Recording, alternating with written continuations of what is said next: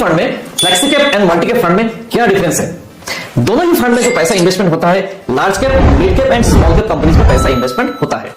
तो अगर आप एक पूरे शेयर मार्केट को कवर करना चाहते हैं तो दोनों फंड ही एक बेस्ट ऑप्शन आपके लिए हो सकता है। फ्लेक्सी कैप फंड में जो फंड मैनेजर के पास एक फ्लेक्सिबिलिटी रहता है, फंड मैनेजर डिसाइड करेगा किस टाइम लार्ज कैप में रैली आ सकता है तो लार्ज कैप में ज्यादा जो परसेंटेज वो बढ़ा देते हैं। उनको लगता है कि मिड कैप में ज्यादा रैली आ सकता है तो मिड कैप में जो है अमाउंट वो अपना बढ़ा देते हैं, एंड स्मॉल कैप में लगता है स्मॉल कैप में अमाउंट बढ़ाते हैं। यानी तीनों में ही इन्वेस्टमेंट होता है, लेकिन कब किस टाइम कितना परसेंटेज अमाउंट रखना है वो फंड मैनेजर डिसाइड करते हैं।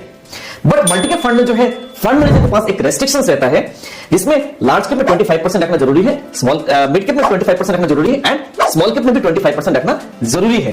बाकी रेस्ट ऑफ द अमाउंट जो है 25% है वो फंड मैनेजर डिसाइड करेंगे कितना परसेंटेज ऑफ अमाउंट किस उसमें लार्ज कैप में बढ़ाना है या मिड कैप में बढ़ाना है, स्मॉल कैप में बढ़ाना है। तो this is the difference between flexi cap and multi cap fund. Mutual fund investment is subject to market risks. Read all scheme related information carefully before investment.